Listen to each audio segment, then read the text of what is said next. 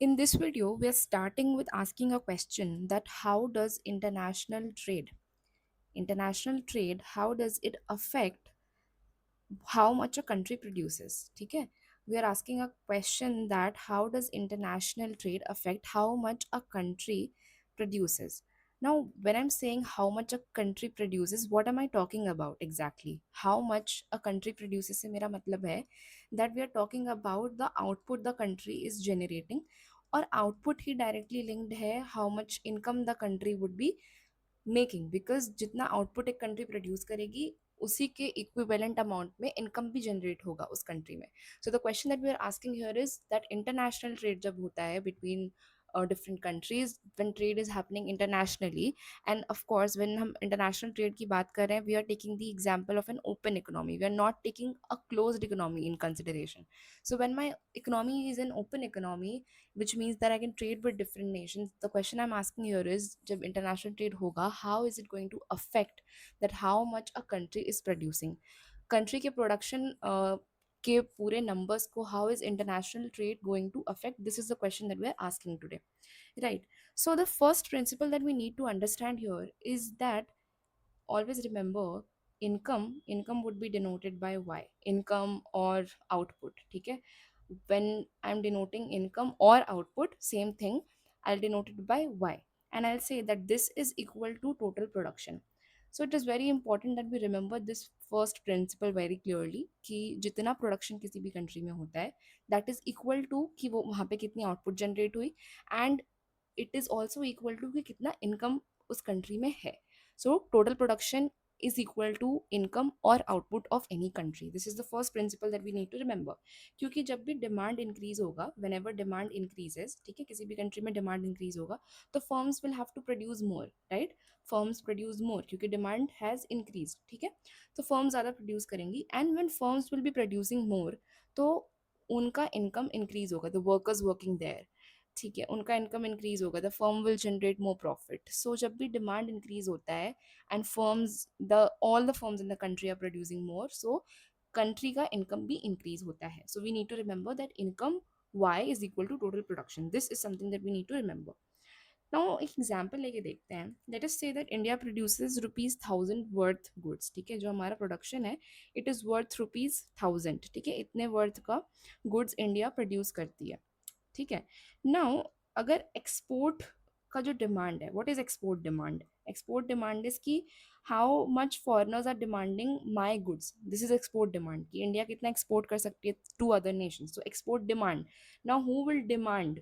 Foreigners demand करेंगे, and export demand का मतलब वही होता है how much of are goods are being demanded by the foreigners. So अगर एक्सपोर्ट डिमांड लेट अस से कि वो इंक्रीज होता है बाय ₹200, ठीक है, एक्सपोर्ट डिमांड इंक्रीज होता है by ₹200, which means that foreigners are asking me for the demanding for ₹200 worth of goods. ठीक है, तो इस केस में because export demand has increase, firms को ज़्यादा प्रोड्यूस करना पड़ेगा, है ना? तो firms will have to produce more, and well when firms are producing more, तो पहले the firms were producing ₹1000 worth of goods, right? Now export demand has also increased by ₹200. So now income, अगर मैं total income पूछूं, total income कितनी हो जाएगी economy में? Because earlier अगर सिर्फ ₹1000 worth good they were producing for let's say Indian consumers only, है ना, डोमेस्टिकली ही वी वर सेलिंग, एक्सपोर्ट नहीं हो रहा था, और सिर्फ इंडियन कंज्यूमर्स के लिए they were producing ₹1000 worth goods. But अब export demand has also increase by ₹200, तो अब जो मेरा इनकम है that would be equal to ₹1200. I hope we are clear with this idea. ठीक है, that I can write here that trade affects, जब trade होता है that affects income, trade income को अफेक्ट करता है, और कैसे अफेक्ट करता है? Through demand. ठीक है, so trade affects income through demand. This is something that we all will remember, that trade affects income through demand, right? Like moving right now. अब इकोनॉमिक्स जब हम पढ़ते हैं ना, we often come across across this word called as disturbances. ठीक है ना, economics में डिस्टर्बेंस का क्या मतलब होता है? What is disturbance? Disturbance is any change in economy. Economy में जब कोई भी चेंज होगा, एनी चेंज इन इकोनॉमी, उसको हम डिस्टर्बेंस कहते हैं. नाउ डिस्टर्बेंस के टाइप्स क्या हो सकते हैं? एनी चेंज इन इकोनॉमी से what do you mean exactly? So it can be income change, कि कंट्री में लोगों की इनकम चेंज हुई है, that is a kind of disturbance. अगर इनकम रिड्यूस हो जाती है, लेट्स से कंट्री में लोगों की इनकम रिड्यूस हो जाती है, तो उनकी परचेजिंग पावर रिड्यूस हो जाएगी, फिर वो डिमांड भी कम करेंगे, तो it's a kind of disturbance. अगर डिमांड कम करेंगे तो it can lead to recession in the future, right? So it's a kind of disturbance, income changes are kind of disturbance. फिर एक्सचेंज रेट चेंज हो सकता है, ठीक है, we can have exchange rate change. Now exchange rate change से कैसे फ़र्क पड़ेगा?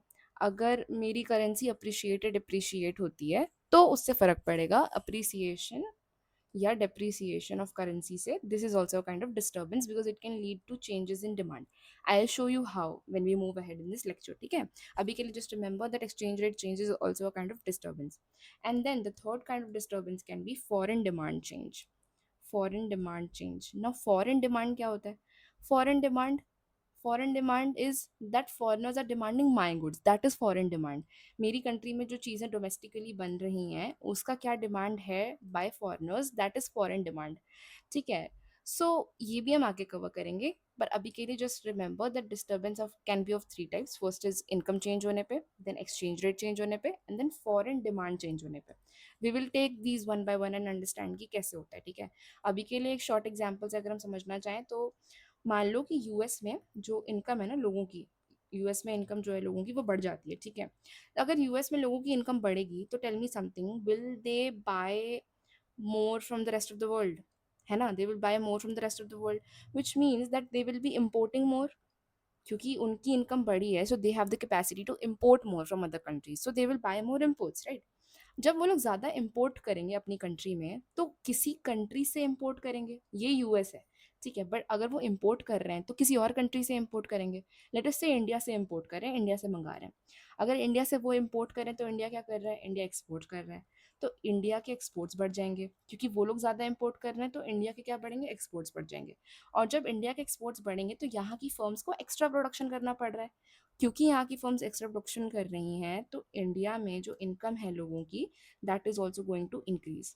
सो can we see this cycle कि पहले क्या हुआ था? पहले यहाँ पे देखो, पहले यूएस की इनकम इंक्रीज होती है, सबसे पहले यूएस की इनकम इंक्रीज हुई और उसका फाइनल आउटकम ये है कि इंडिया की भी इनकम इंक्रीज हुई है। So this is a kind of an interconnectedness बोल सकते हैं इसको, this is what disturbances often lead to, ठीक है? Idea is that one country's change affects another country, और इसी को हम इंटरनेशनल लिंकेज बोलते हैं। The chapter's name can be justified through this example. This is called as international linkage, ठीक है? That countries are linked आपस में, ठीक है? Okay, moving ahead now. तो हम यहाँ पे देखेंगे, अभी के लिए हमने पहले करंट अकाउंट पढ़ा हुआ है ना? हमने करंट अकाउंट पढ़ा हुआ है और करंट अकाउंट में हमने बहुत सारे कंपोनेंट लिए थे, I hope you all remember it. कि करंट अकाउंट में मैंने गुड्स बताया था, I told you that services होती हैं करंट अकाउंट में, है ना? We also talked about net investment income, we talked about transfers, है ना? तो current account was composed with these goods, services, net investment income and transfer. But as of now, to simplify, I had taught you about trade balance क्या होता है। Trade balance, ठीक है? Trade balance is often denoted by NX, just remember this. NX is net exports. Now what are net exports? Net exports was equal to export minus import, है ना? Export minus import, which means मैं net value में देखना चाहती हूँ कि मेरा net value में एक्सपोर्ट्स कितना है, बिकॉज इम्पोर्ट जो है that is leakage of money from my country to other country, and exports is money coming in to my country. So trade balance is NX, NX से denote करते हैं, which is net export, and net export is E minus I, export minus import. तो अभी के लिए current account जब हम पहले ले रहे थे तो हम बहुत सारे कॉम्पोनेंट ले रहे थे, अभी के लिए हम सिर्फ गुड्स वाले कॉम्पोनेंट पे फोकस करने वाले हैं, ठीक है? To simplify things. सो अभी के लिए ट्रेड बैलेंस जो कि मेरा एनएक्स से डिनोट होता है, trade balance would be approximately equal to all my current account. तो हम करंट अकाउंट में अभी के लिए सिर्फ ट्रेड बैलेंस ले रहे हैं, मतलब हम सिर्फ गुड्स वाला फैक्टर ले रहे हैं, गुड्स के एक्सपोर्ट और इम्पोर्ट को कंसिडर करेंगे। अभी हम ट्रांसफर्स इग्नोर कर रहे हैं, अभी हम नेट इन्वेस्टमेंट इनकम इग्नोर कर रहे हैं, सर्विसेज इग्नोर कर रहे हैं, अभी सिर्फ हम गुड्स ले रहे हैं, ठीक है? अभी हमको सिर्फ गुड्स के ट्रेड पे फोकस करना है। What are we focusing on? Goods trade, ठीक है? हमको अभी सिर्फ गुड्स ट्रेड पे फोकस करना है, okay? So moving ahead now, अभी हम कैपिटल अकाउंट भी इसमें इंक्लूड नहीं कर रहे, क्योंकि हमें गुड्स मार्केट को आइसोलेट करके पहले स्टडी करना है, बाद में हम कैपिटल फ्लोज ऐड करेंगे, ठीक है? I hope you all remember ISLM framework, we have done this previously also, ठीक है? ISLM फ्रेमवर्क क्या होता है? What is IS curve, what is LM curve? IS curve क्या था? IS curve was investment spending curve, right? And LM curve was liquidity, जो मेरा liquidity preferences होता है एंड मेरे पास कितनी मनी सप्लाई है, राइट? सो ISLM कर्व अगर हमें याद हो कैसे दिखता है, तो यहाँ पे मेरा इंटरेस्ट रेट होता है, यहाँ पे मेरा इनकम होता है, एंड जो IS कर्व होता है that is downward sloping. This is my IS curve. IS curve जो होता है डाउनवर्ड स्लोपिंग होता है, और LM कर्व जो होता है वो अपवर्ड स्लोपिंग होता है। एंड जहाँ पे IS and LM curve meet, उस पॉइंट पे मेरा इक्विलिब्रियम होता है। उस पॉइंट पे I get my equilibrium interest rate, and उस पॉइंट पे I get my equilibrium income और output, right? This is income और आउटपुट, कुछ भी बुला सकते हैं। And on the y axis I have my interest rate, ठीक है? If you have any doubts ISLM framework में, I'll make a separate video and make you understand, but right now I'm assuming that you are very familiar with the ISLM framework कि IS curve downward sloping होता है और LM curve जो होता है वो upward sloping होता है। Now IS कर्व मेरा क्या बताता है? IS curve talks about my goods market, right? IS curve सिर्फ गुड्स मार्केट को कवर करता है, और LM कर्व क्या बताता है? LM curve deals with the money market. But right now we are only concern with the goods market, तो हम मोस्टली सिर्फ IS कर्व पे फोकस करने वाले हैं, ठीक है? Okay, now I also hope you all remember the national income identity जो हम बचपन से पढ़ते आ रहे हैं, that Y is equal to C+I+G, where Y is the GDP of my country, right? GDP है, आउटपुट है, और इनकम, इन तीनों में से कुछ भी बोल लो, तो वाई मेरा वो होता है। This is national income identity. कैसे नेशनल इनकम आइडेंटिटी है ये? दिस मीन्स दैट जो मेरा टोटल आउटपुट होगा, that is equal to what?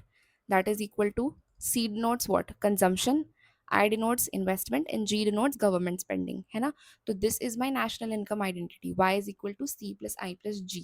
मतलब कंट्री कितना आउटपुट प्रोड्यूस कर रही है जो कि y के इक्वल है, उतना आउटपुट प्रोड्यूस कर रही है कंट्री जितना मेरा कंजम्पशन हो रहा है, इन्वेस्टमेंट हो रहा है, गवर्नमेंट स्पेंडिंग, इन तीनों का मिला के जो सम है। दिस इज एक्सपेंडिचर मेथड से हम जो GDP निकालते हैं उसका फॉर्मूला ऑल्सो, राइट? तो ये एक्सपेंडिचर मेथड भी है, एक्सपेंडिचर मेथड मतलब how much expenditure I am doing on consumption, how much expenditure I am doing on investment, and government कितना expenditure करती है on its spending, which is the government spending वाला part, ठीक है? But because अब मेरी open economy है, तो now my identity looks something like C+I+G। ये पार्ट तो पहले से था। Now we include another component which is NX, और NX मैंने क्या बताया था? NX क्या था? NX was net exports. क्योंकि हम सिर्फ गुड्स मार्केट की बात कर रहे हैं अभी, I can also reframe it and write it as C+I+G, and import, export minus import is my net export, ठीक है? We often write it as X minus M, where X is my exports and M is my imports, ठीक है? So just remember this nomenclature कि हम इसको X minus M के form में भी लिखते हैं। Now this is my new identity C+I+G+NX, ठीक है? क्योंकि हम ओपन इकोनॉमी की बात कर रहे हैं। अगर हम सिर्फ y is equal to C+I+G लेते हैं, तो that is my close economy, but ये वाला जो है ये मेरा ओपन इकोनॉमी का पार्ट है, ठीक है? अब यहाँ पे हम प्राइस चेंजेस की बात नहीं कर रहे। One last assumption that I am covering, यहाँ प्राइस चेंजेस की बिल्कुल बात नहीं हो रही है। इस पूरे मॉडल में we are not talking about price changes. Prices नहीं चेंज होती हैं, और अगर फर्म्स को कुछ चेंज करना है तो वो क्या चेंज होता है? फर्म्स चेंज प्रोडक्शन, ठीक है? Firms don't change their prices, firms are only changing their production. अभी सिर्फ हम प्रोडक्शन वाले पार्ट पे फोकस कर रहे हैं, ठीक है? ओके, सो ये सारे अजम्पशंस थे, और ये अजम्पशंस मैंने क्यों लिए? क्योंकि हमें अभी सिर्फ डिमांड साइड इफेक्ट्स देखने हैं। Demand side effects, demand side effects देखने हैं हमें अभी। To cover demand side effects हमने ये सारे अजम्पशंस लिए हैं। Okay, move ahead now, and अब आ जाते हैं नेक्स्ट बात पे कि नेक्स्ट बात क्या है। तो there is something called as domestic output. Now what is domestic output? किसी भी कंट्री में, इंडिया है मेरी domestic country, in the entire video I will just take India as my domestic country. तो इंडिया में अगर मैं बोलूँ डोमेस्टिक आउटपुट क्या है, तो क्या होगा domestic output? Domestic output is the output that is produced in India. वो मेरी कंट्री में, मेरी टेरिटरी में प्रोड्यूस हो रहा है, that is my domestic output, right? अब डोमेस्टिक आउटपुट जो है, जो पूरा इंडिया में प्रोड्यूस हुआ है, क्या ये आउटपुट जो पूरा इंडिया में प्रोड्यूस होता है, क्या सिर्फ ये इंडियंस कंज्यूम करते हैं? No, right? Because some of this we export also, right? So Indians तो करते ही हैं, साथ साथ जो डोमेस्टिक आउटपुट जो इंडिया में प्रोड्यूस हुआ है, listen to my words very carefully. Domestic output India की टेरिटरी में प्रोड्यूस हुआ है, बट कंज्यूम कौन कर रहा है? इंडियंस तो करते ही हैं, फॉरनर्स भी करते हैं। कैसे करेंगे? क्योंकि हम अपना कुछ आउटपुट एक्सपोर्ट भी तो करते हैं ना। तो जो हम एक्सपोर्ट करते हैं उसके थ्रू मेरे डोमेस्टिक आउटपुट का एक पार्ट ऑफ कंजम्पशन कौन करता है, फॉरेनर्स भी करते हैं, they also buy our goods, right.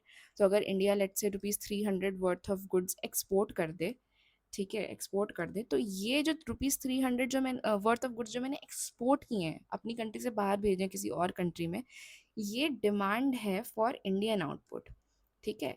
क्योंकि उन्होंने डिमांड किया ₹300 वर्थ ऑफ गुड, तो this is the demand for Indian output which is my domestic output. Got it. तो ये तो डोमेस्टिक आउटपुट के बारे में हो गया। नाउ मेरे मेरे कंट्री में जो इंडियंस हैं, जो हम इंडियंस हैं, हम डोमेस्टिक रेसिडेंट्स हैं, है ना, क्योंकि हम इंडिया में रहते हैं, डोमेस्टिक टेरिटरी में रहते हैं, तो हम यहाँ के डोमेस्टिक रेसिडेंट्स हैं। अब हम डोमेस्टिक रेसिडेंट्स हैं, हमको कुछ इनकम मिलती है, हम अपने अपने रेस्पेक्टिव जॉब्स पे जाते हैं, अपना काम करते हैं, वी गेट सम इनकम। हमारा जो टोटल इनकम होता है, इससे हम इंडियन गुड्स तो खरीदते ही हैं, है ना, हम इंडियन गुड्स तो खरीदते ही हैं, बट हम फॉरेन गुड्स भी खरीदते हैं। इंडियंस भी फॉरेन गुड्स खरीद रहे हैं, राइट। तो इंडियंस भी फॉरेन गुड्स खरीद रहे हैं, और जो फॉरेन गुड्स हम खरीद रहे हैं दूसरी कंट्री से अपनी कंट्री में मंगा रहे हैं, दिस इज इम्पोर्ट्स, राइट। तो हमारी कुछ स्पेंडिंग कहाँ हो रही है, इम्पोर्ट्स पे। Got it. तो some spending of ours also goes to the foreign goods, ठीक है। दिस डिमांड, यहाँ लिख देती हूँ, this demand goes out of India, ठीक है। ये बाहर के गुड्स के लिए डिमांड है, तो this this demand goes out of India, ये इंडिया के बाहर की चीज़ों के लिए डिमांड हो रहा है। तो मैं वेरी केयरफुली एक चीज़ यहाँ पे कंक्लूड कर सकती हूँ कि जो डोमेस्टिक स्पेंडिंग होती है, डोमेस्टिक स्पेंडिंग में क्या का क्या मतलब हुआ, अपने दिमाग में सोचो पहले। डोमेस्टिक स्पेंडिंग मतलब स्पेंडिंग बाय इंडियंस, ठीक है। इंडियंस कहाँ स्पेंड करते हैं डोमेस्टिक स्पेंडिंग में, इंडियंस कहाँ कहाँ स्पेंड करते हैं, वो अपने गुड्स पे करते हैं, ठीक है, इंडियन गुड्स पे करते हैं, और फॉरेन गुड्स पे भी करते हैं, फॉरेन गुड्स पे भी करते हैं, है ना। तो डोमेस्टिक स्पेंडिंग में ये दोनों कंपोनेंट्स आते हैं, ये याद रखना। मैं ऐसा कह सकती हूँ कि domestic spending is not equal to domestic output. Domestic output जो बना, डोमेस्टिक आउटपुट जो आउटपुट इंडिया में बना, ठीक है, वो है डोमेस्टिक आउटपुट जो इंडिया में बना। लेकिन जो हमारी स्पेंडिंग है वो तो कुछ फॉरेन गुड्स पे भी है, तो ऑफ कोर्स वो तो डोमेस्टिक आउटपुट का पार्ट नहीं है ना, ये तो कोई लिंक नहीं है ना कि मेरे जो फॉरेन गुड्स हैं वो डोमेस्टिक आउटपुट का पार्ट है, वो तो फॉरेन आउटपुट के पार्ट हो गए। तो इसीलिए जितना मैं डोमेस्टिक स्पेंडिंग करती हूँ वो डोमेस्टिक आउटपुट के इक्वल नहीं होता। हो सकता है डोमेस्टिक आउटपुट ₹1000 का हो, और मेरी जो डोमेस्टिक स्पेंडिंग हो वो ₹1700 की हो। और इसमें से ऐसा ब्रेक डाउन हो सकता है कि ₹1000 मैं इंडियन गुड्स पे खर्च करती हूँ और ₹700 मैं फॉरेन गुड्स पे खर्च करती हूँ। इसीलिए जो ₹1000 मैंने इंडियन गुड्स पे खर्च किए, ये मेरा पूरा डोमेस्टिक आउटपुट का पार्ट था। बट ये ₹700 जो मैं एक्स्ट्रा खर्च करती हूँ, ये मेरा खर्च कहाँ हो रहा है, दिस खर्च इज़ ऑन इम्पोर्ट्स। कौन कर रहा है ये इम्पोर्ट्स पे खर्च, this is being done by the domestic residents, ठीक है।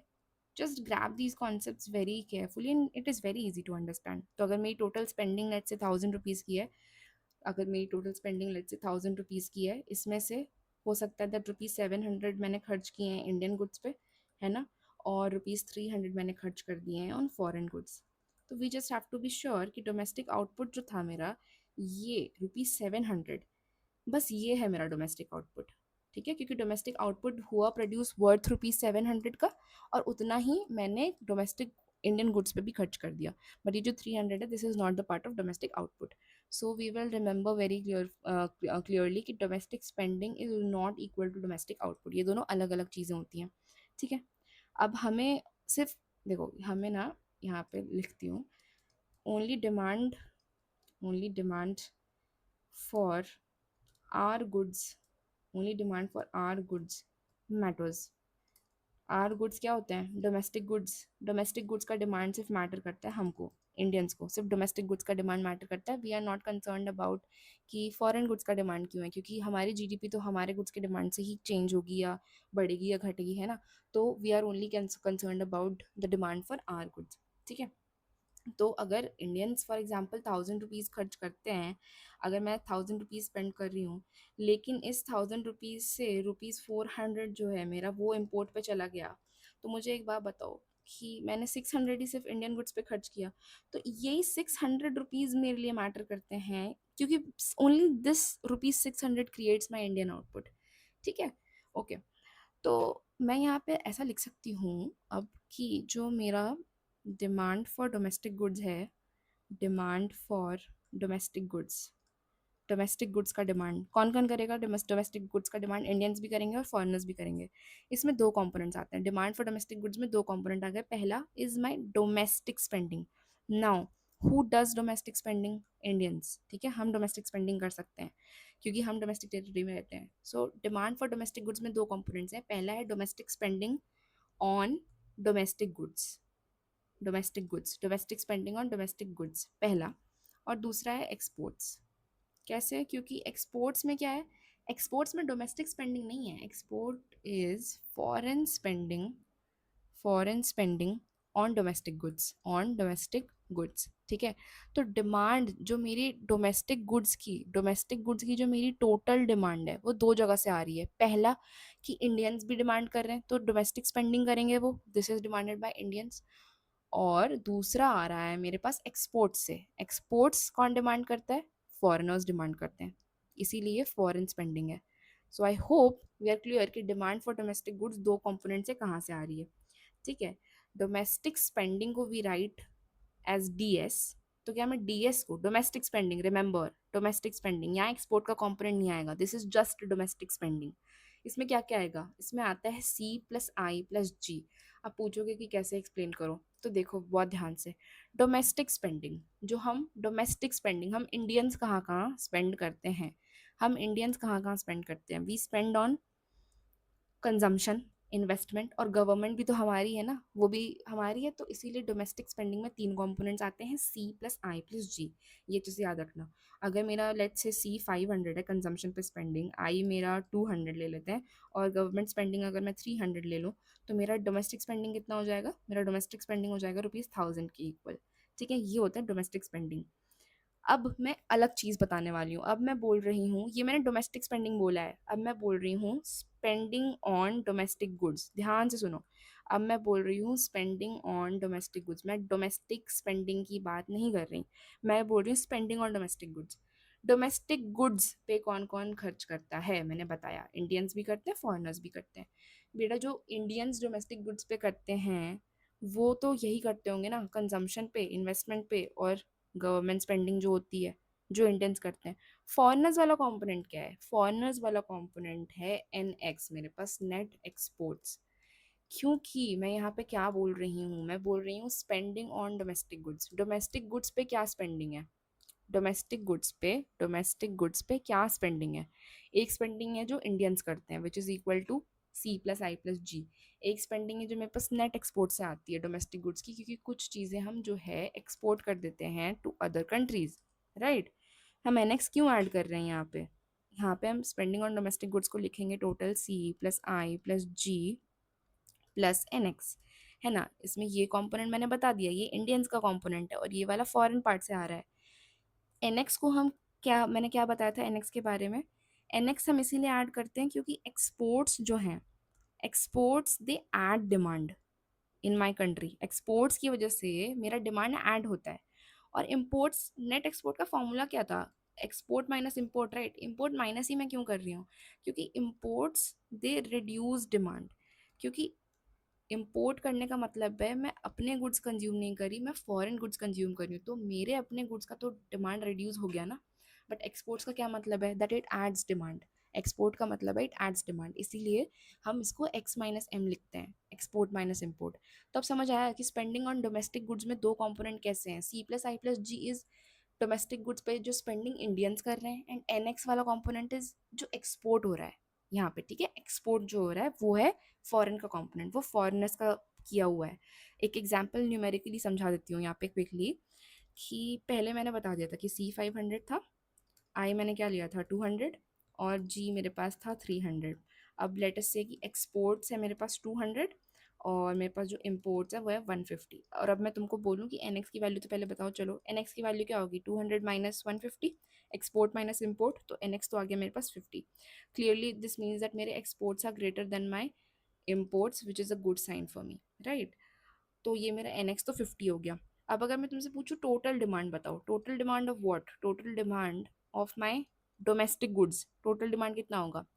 Total demand would be C plus I plus G, और नेट एक्सपोर्ट्स भी देखूंगी, क्योंकि कुछ चीज देखो, इंडियंस के पास भी इनकम है, इंडियंस भी कुछ इम्पोर्ट कर रहे हैं, but I don't want to take this into consideration. I am concern about कि मेरा नेट एक्सपोर्ट क्या है।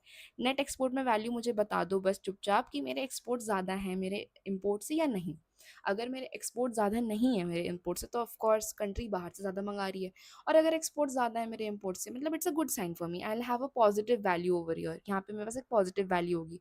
तो टोटल डिमांड में मेरे पास क्या क्या आ गया? कंजम्पशन जो इंडियंस करेंगे, इन्वेस्टमेंट जो इंडियंस करेंगे, गवर्नमेंट स्पेंडिंग जो इंडियन गवर्नमेंट करेगी, और नेट एक्सपोर्ट की मैंने कितना एक्सपोर्ट किया अपने गुड्स। ये जब मैं यहाँ पे लिख दूंगी, मेरे पास आ जाएगी value total demand of my domestic goods would be 1050। Is this clear to you कि मैंने यहाँ पे इसको कैसे कैलकुलेट किया है? ठीक है, तो ये है पूरा कि मेरा स्पेंडिंग ऑन डोमेस्टिक गुड्स का formula, which is C plus I plus G plus N X, क्योंकि हम यहाँ पे एक्सपोर्ट का कॉम्पोनेंट भी लेते हैं। ठीक है, तो डीएस जो मेरा क्या था, डोमेस्टिक स्पेंडिंग है ना, वापस आ जाओ यहाँ पे, डीएस था मेरा डोमेस्टिक स्पेंडिंग, जिसको मैंने डोमेस्टिक स्पेंडिंग, वापस क्लियर करो क्या होता है डोमेस्टिक स्पेंडिंग। डोमेस्टिक स्पेंडिंग कौन करेगा? सिर्फ इंडियंस। ठीक है, याद रखना, सिर्फ इंडियंस। डोमेस्टिक स्पेंडिंग कौन करता है? सिर्फ इंडियन, क्योंकि यहाँ पे हम डोमेस्टिक टेरिटरी में रह के स्पेंड करने की बात कर रहे हैं। वो मेरा डीएस से था। मैं बोल सकती हूँ that DS is a function of Y and I. क्या मतलब है इसका? मैम एक्सप्लेन करो। DS is a function of Y and I का क्या मतलब है? वाई क्या है बेटा यहाँ पे? वाई है मेरा इनकम, वाई है मेरा इनकम, और आई क्या है? आई है मेरा इंटरेस्ट रेट, कि क्या इंटरेस्ट रेट है इकोनॉमी में। ठीक है, तो मैंने ऐसा क्यों बोला कि डीएस जो कि मेरी डोमेस्टिक स्पेंडिंग है वो वाई और आई पे डिपेंड करती है? क्यों मैंने ऐसे बोला? क्योंकि पहला कंपोनेंट लेते हैं, चलो इनकम ले लेते हैं। इनकम को मैंने वाई से डिनोट किया था। अगर हाई इनकम होती है इंडियंस की, हम सिर्फ डोमेस्टिक स्पेंडिंग की बात कर रहे हैं, प्लीज़ यहाँ पे फॉरेनर्स को मत लाना, डोमेस्टिक स्पेंडिंग की बात हो रही है। ठीक है, तो अगर इंडियंस की हाई इनकम होगी, हाई इनकम का क्या मतलब है? कि वो लोग ज़्यादा कंज्यूम करेंगे, मोर कंजम्पशन, है ना, मोर कंजम्पशन। अगर ऐसा होगा तो क्या मेरी डोमेस्टिक स्पेंडिंग इंक्रीज होगी? बिल्कुल होगी, तो पॉजिटिवली तो लिंक्ड है ये, है ना। अगर लेस इनकम होगा तो लेस कंजम्पशन, हाई इनकम तो मोर कंजम्पशन, तो ये तो पॉजिटिवली कनेक्टेड है इनकम से। एंड सेकंड इज माई, कि यहाँ पे इंटरेस्ट रेट भी लिया आपने, इंटरेस्ट रेट लिया, आई लिया यहाँ पे। अब इंटरेस्ट रेट का क्या लेना देना है? मान लो कि कंट्री में ना हाई इंटरेस्ट रेट है। अब एक बात बताओ, जब इंटरेस्ट रेट ज़्यादा होता है तो क्या ज़्यादा इंटरेस्ट रेट के होने के टाइम पे मेरी इन्वेस्टमेंट ज़्यादा होती है या कम होती है? मेरी तो कम इन्वेस्टमेंट होती है, क्योंकि इंटरेस्ट रेट इतना ज़्यादा है, लोन्स तो बहुत महंगे होंगे, तो लेस इन्वेस्टमेंट होती है इकोनॉमी में। अगर लेस इन्वेस्टमेंट होगी तो मेरे पास क्या कंपोनेंट थे? सी प्लस आई प्लस जी, यही आता है ना मेरे डोमेस्टिक स्पेंडिंग के पार्ट में, सी प्लस आई प्लस जी यही आता है ना। तो जब मेरी इनकम हाई थी तो मेरा ज़्यादा कंजम्पशन था, मतलब सी वाला पार्ट तो फ्लरिश कर रहा था, कंजम्पशन तो ज़्यादा हो रही थी। बट अगर हाई इंटरेस्ट रेट था तो मतलब लेस इन्वेस्टमेंट था, तो आई वाला पार्ट तो नीचे जा रहा है क्योंकि लेस इन्वेस्टमेंट हो रही है। तो ये आई के साथ तो नेगेटिवली लिंक्ड है, क्योंकि जब भी हाई इंटरेस्ट रेट होगा मेरी डोमेस्टिक स्पेंडिंग तो रिड्यूस हो जाएगी। हाई इंटरेस्ट रेट मतलब लेस डोमेस्टिक स्पेंडिंग, तो ये नेगेटिवली रिलेटेड हो गया। ठीक है, जब लेस इंटरेस्ट रेट होगा तो हाई डोमेस्टिक स्पेंडिंग होगी। तो I just wanted to teach you कि डोमेस्टिक स्पेंडिंग जो होती है वो किसका फंक्शन होती है? It's a function of Y and I. ठीक है, इनकम एंड इंटरेस्ट रेट का फंक्शन होता है डोमेस्टिक स्पेंडिंग। ठीक है, अगर वाई इंक्रीज होगा कंजम्पशन बढ़ेगा, अगर इंटरेस्ट रेट इंक्रीज होगा तो इन्वेस्टमेंट विल फॉल। ठीक है, अब आ जाओ नेट एक्सपोर्ट्स के पार्ट पे, बहुत इंटरेस्टिंग है ये। Net exports, net net exports का फॉर्मूला रिकॉल करो, क्या फॉर्मूला होता है नेट एक्सपोर्ट्स का? नेट एक्सपोर्ट्स का फॉर्मूला होता है एक्सपोर्ट्स माइनस इम्पोर्ट्स। अब अगर मैं तुमको नेट एक्सपोर्ट्स बता रही हूँ तो मैं तुमको बोलने वाली हूँ आपकी डोमेस्टिक स्पेंडिंग का लिख देती हूँ यहाँ, domestic spending was a function of Y and I, right. अब मैं तुमको बोलने वाली हूँ that net export N X is going to be a function of Y. I'm writing YF. Y is domestic. Y, this Y is domestic income. YF is foreign income. And R. R क्या है? R is exchange rate. ठीक है, R is exchange rate. यहाँ पे मैं एक एक करके लिखती हूँ। R is in fact real exchange rate. Last lecture में हमने रियल एक्सचेंज रेट कवर किया है, तो R मेरा यहाँ पे क्या है? रियल एक्सचेंज रेट है। ठीक है, रियल एक्सचेंज रेट का फॉर्मूला पता होना चाहिए, याद हो गया होगा अब तो। देखो, तो एन एक्स मैं बोल रही हूँ तीन चीज़ों पर डिपेंड करता है। First is domestic income, net exports की बात हो रही है। ठीक है, एक एक करके क्लैरिफाई करूंगी कि कैसे कैसे होता है। डोमेस्टिक इनकम वाई पहले लिख देती हूँ। उसके बाद सेकंड किस पे डिपेंड करता है? सेकंड डिपेंड करता है फॉरेन इनकम पे। फॉरेन इनकम को कैसे डिनोट किया है? Y F. ठीक है, और थर्ड किस पे डिपेंड करता है? थर्ड डिपेंड करता है रियल एक्सचेंज रेट पे। Real exchange rate, real exchange rate को हम कैसे डिनोट करते हैं? आर से डिनोट करते हैं। तो ये तीन कंपोनेंट्स पे मेरा नेट एक्सपोर्ट डिपेंड करता है। अब कैसे कैसे वो भी देख लेते हैं भाई। Y F which is my foreign income, अगर कोई पूछे आके फॉरन इनकम पे कैसे नेट एक्सपोर्ट डिपेंड करता है, वेरी सिंपल। अगर मुझे एक बात बताओ, मान लेते हैं कोई फॉरेन कंट्री है, ठीक है, सारी फॉरेन कंट्रीज ले लो, चलो अगर फॉरेन कंट्रीज अगर रिच होंगी, अगर फॉरेन कंट्रीज और अमीर हो जाएंगी, so they will buy more goods, will they और विल नॉट। उन वो अगर रिच हो रहे हैं, मतलब अगर उनका फॉरेन इनकम इंक्रीज हो रहा है, फॉरेन इनकम अगर उनका इंक्रीज हो रहा है, तो दे विल बाय मोर गुड्स। मान लो कि मेरा यहाँ पे यूएस का इनकम जो है ना दैट इंक्रीजेस, अगर यूएस का इनकम इंक्रीज होगा, तो अभी हमने देखा भी था कि यूएस तो इम्पोर्ट करने लगेगी, वो एक्सपोर्ट पे से ज़्यादा इम्पोर्ट पे तो ध्यान देंगे ना, कि कंट्री की इनकम बढ़ी है तो they can afford to import. तो वो यूएस इम्पोर्ट करेगा फ्रॉम इंडिया, ठीक है। तो हमारे इम्पोर्ट्स, हमारे एक्सपोर्ट्स बढ़ गए, क्योंकि यूएस के इम्पोर्ट्स बढ़ रहे हैं तो हमारे एक्सपोर्ट बढ़ रहे हैं। तो क्या हुआ कि इंडियन एक्सपोर्ट्स ऑल्सो इंक्रीज। तो हमने क्या देखा, ये साइकिल कहाँ से स्टार्ट हुआ था, साइकिल स्टार्ट हुआ था यूएस के इनकम से के इंक्रीज होने से, और वो इवेंचुअली लीड करता है टू अस, हमारा इंडियन एक्सपोर्ट्स बढ़ रहा है, ठीक है। तो Y F which is the foreign countries becoming richer, that is helping us because Indian exports are increasing. जब इंडियन एक्सपोर्ट्स इंक्रीज होंगे तो मुझे बताओ एनएक्स की वैल्यू इंक्रीज होगी या डिक्रीज होगी। एनएक्स होता क्या है मेरे पास, एक्सपोर्ट माइनस इम्पोर्ट, मेरा एक्सपोर्ट बढ़ रहा है तो एनएक्स की वैल्यू इंक्रीज होगी, ठीक है, एनएक्स की वैल्यू इंक्रीज होगी, एनएक्स इंक्रीज होगा। और एनएक्स की वैल्यू जब इंक्रीज होगी, नेट एक्सपोर्ट्स मेरा जब इंक्रीज होगा, एनएक्स जब मेरा इंक्रीज होगा, I can also say that India की जो इनकम है वो भी बढ़ेगी, है ना, क्योंकि हम ज़्यादा एक्सपोर्ट कर रहे हैं, हम ज़्यादा एक्सपोर्ट कर रहे हैं तो हमारे यहाँ भी ज़्यादा प्रोडक्शन हो रहा है, हमारे यहाँ प्रोडक्शन ज़्यादा हो रहा है तो हमारी इनकम भी इंक्रीज़ हो रही है। समझ आया, firms are hiring more workers more labours, तो हमारी भी इनकम इंक्रीज़ हो रही है। तो just because foreign income increase हुआ था, वाई एफ इंक्रीज़ हुआ था, इट इवेंचुअली लेड टू हमारी भी इनकम इंक्रीज़ होना, ठीक है। वाई एफ के इंक्रीज़ होने से वाई भी इंक्रीज़ हुआ है, ये समझ आ गया ये वाला कॉम्पोनेंट। अब आ जाओ कि रियल एक्सचेंज रेट पे कैसे डिपेंड करता है, पहले वो कवर कर लेते हैं, रियल एक्सचेंज रेट पे कैसे डिपेंड करता है। रियल एक्सचेंज रेट, और वी डिनोटेड बाय आर, इस पे कैसे डिपेंड करता है। तो रियल एक्सचेंज रेट के बारे में हमने क्या पढ़ा था कि जब आर की वैल्यू इंक्रीज होती है, लास्ट लेक्चर रेफर करो अगर कोई भी डाउट है, उसमें मैंने बहुत अच्छे से रियल एक्सचेंज रेट एक्सप्लेन किया है, ठीक है।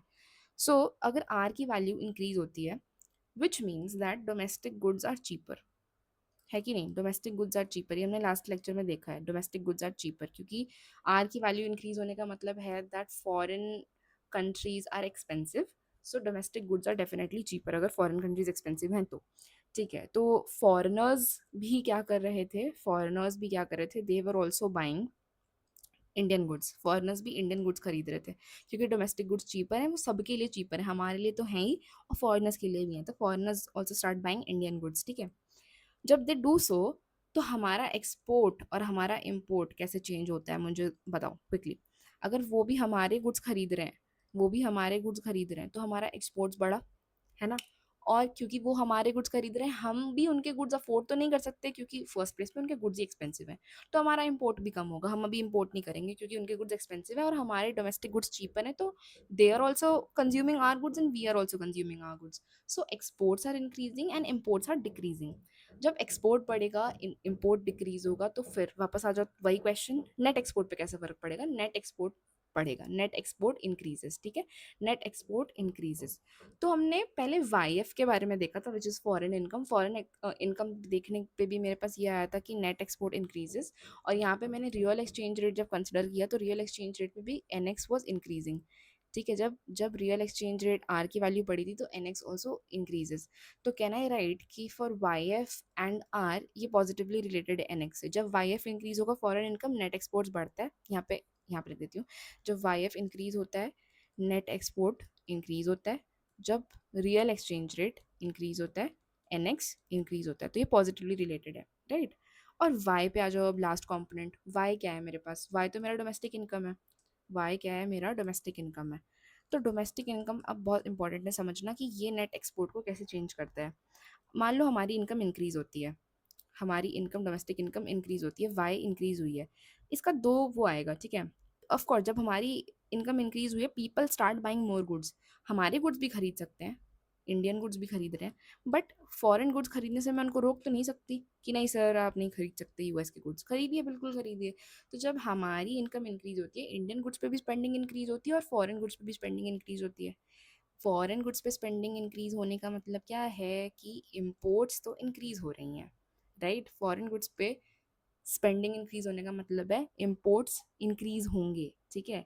इंडिया की इनकम बढ़ती है, पीपल लेंगे ज़्यादा, डोमेस्टिक सामान भी ले रहे हैं तो फॉरेन ब्रांड्स की भी सामान लेंगे, राइट। इसकी वजह से क्या होता है कि इम्पोर्ट्स बढ़ते हैं, इंपोर्ट्स बढ़ते हैं, और जब भी इंपोर्ट्स बढ़ते हैं we know that net export की value is not going to increase, it is going to decrease, because net export क्या होता है, नेट एक्सपोर्ट तो होता है कि मेरा एक्सपोर्ट माइनस इम्पोर्ट क्या है, एक्सपोर्ट माइनस इम्पोर्ट क्या है।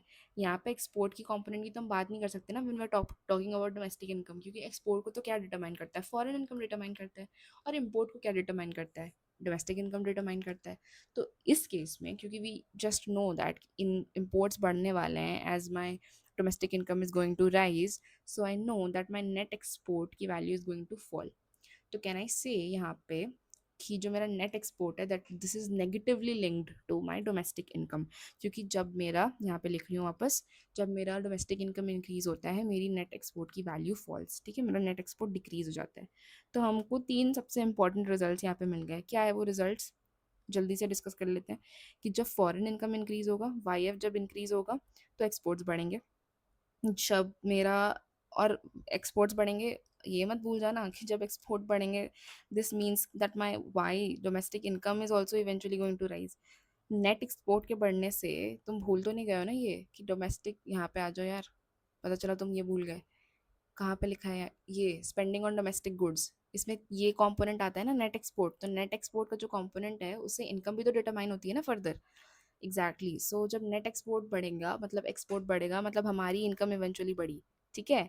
सेम जब यहाँ पे आर की वैल्यू बढ़ी, ऑल्सो यहाँ पे लिख देती हूँ for someone who is not so sure अभी, कि जब आर की वैल्यू बढ़ रही है ना, जब आर की वैल्यू बढ़ रही है दिस मीन्स कि हमारी करेंसी डिप्रिशिएट हो रही है, I hope we all know that, but just in case नहीं पता, तो this is real depreciation when R की वैल्यू बढ़ रही है, तो ठीक है, क्योंकि डोमेस्टिक गुड्स चीप है, डोमेस्टिक गुड्स इसलिए चीप है because our currency is depreciating right now.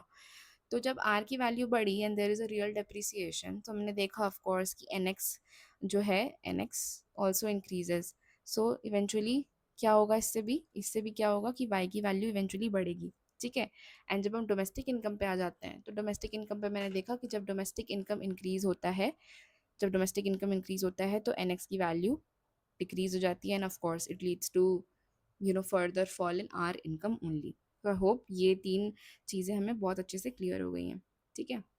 So we can conclude that किसी भी ओपन इकोनॉमी में income is not only determined by domestic spending, domestic spending तो ऑफकोर्स एक part play करता ही है, but what else then domestic spending, we are also affected by foreign demand, है ना, फॉरेन डिमांड भी हमारे लिए बहुत ज़्यादा मैटर करता है, एंड कॉम्पिटिटिवनेस मैटर करती है, जो हमने लास्ट वीडियो में देखा है।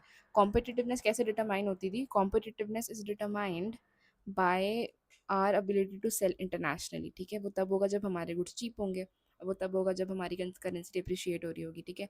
तो foreign demand, domestic spending on our goods but by Indians only, ये सारी चीज़ें मिला के ट्रेड बैलेंस डिटरमाइन करती है।